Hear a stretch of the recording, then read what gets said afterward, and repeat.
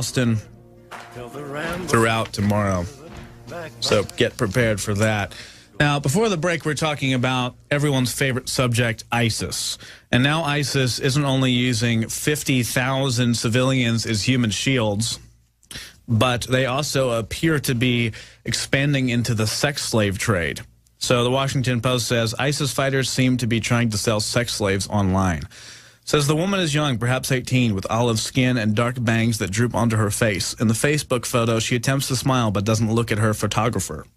The caption mentions a single biographical fact. She is for sale. To all the bros thinking about buying a slave, this one is $8,000, begins the May 20th Facebook posting, which was attributed to an Islamic State fighter who calls himself Abu Asad al-Mani. The same man posted a second image a few hours later, this one a pale young face with weepy red eyes. Another slave is also about $8,000. Yay or nay? What I want to know is where this is going down on Facebook. ISIS is just actively using Facebook. I mean, I know they're on Twitter. I guess they just have active Facebook accounts where they sell slaves to each other. $8,000? That's pretty absurd. But apparently, it says the photos were taken down within hours by Facebook, and they can't monitor everything. It's not that Facebook is supporting ISIS by not taking it down right away, right? It's unclear whether the account's owner was doing the selling himself or commenting about women being sold by other fighters, but the unusual posting underscores what experts say is increasingly perilous existence for the hundreds of women who are thought to be held as sex slaves by the Islamic State.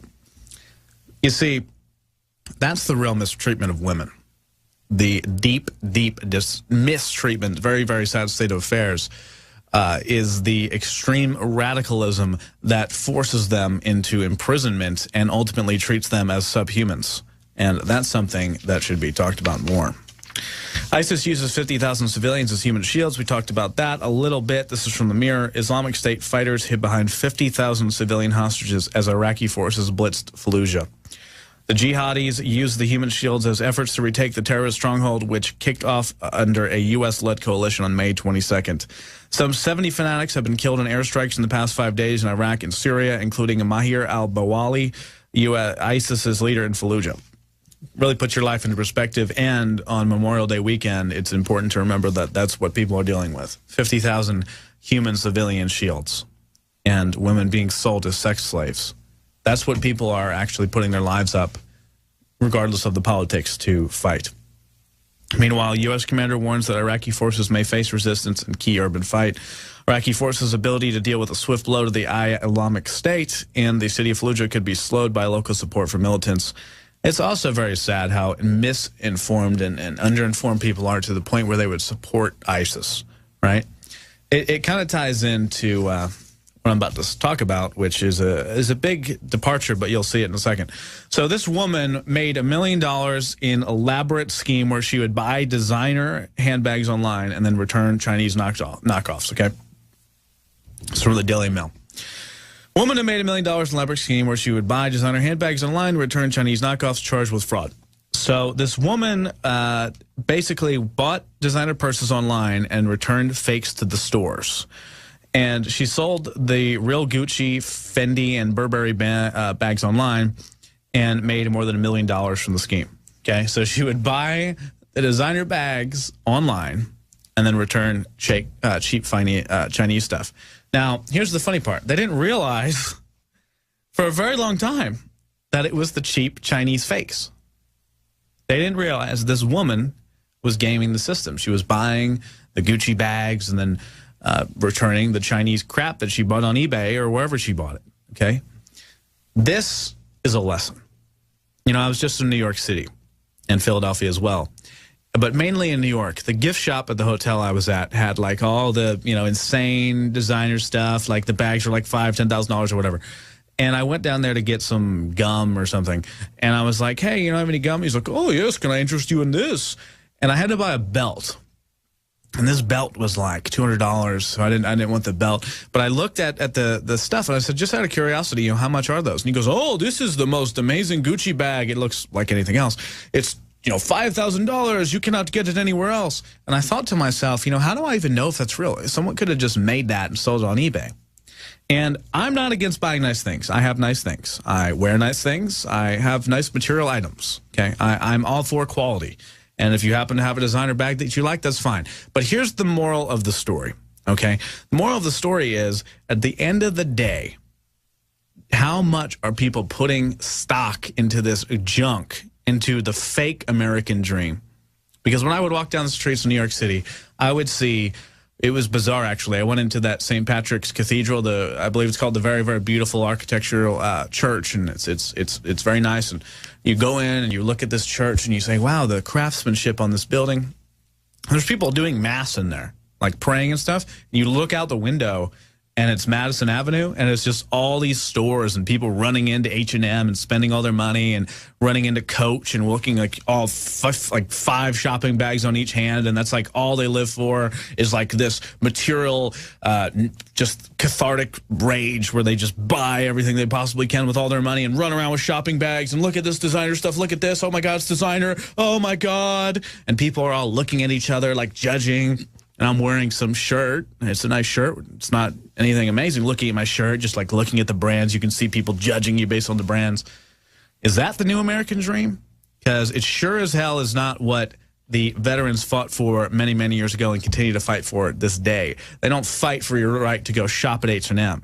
They don't fight, well, they do actually, but the intention is not to have this new repackaged fake American dream. Because I'll tell you what, that's not the American dream. I see all the immigrants that come over in New York and work hard. I used to live in Philadelphia for most of my life, and I've been to New York hundreds of times. And I've seen the really, really strong-willed immigrants that come over and have a lot of faith in the American dream. And I see the lazy Americans, myself included in many ways, that we've bought into the fakeness. We've bought into the plastic American dream. It's a lie rebranded as the American dream, where we work our butts off, just so we can be the consumed instead of the consumers, just so we can pay $180 billion in taxpayer money to big bank profits. And it's not all the corporation's fault, okay? It's not, I love business. I'm an entrepreneur. I'm a successful entrepreneur. I love business. I love good people making money. I love funding operations. I love going to InfoWarsLife.com and funding the Memorial Day sale so all this can happen.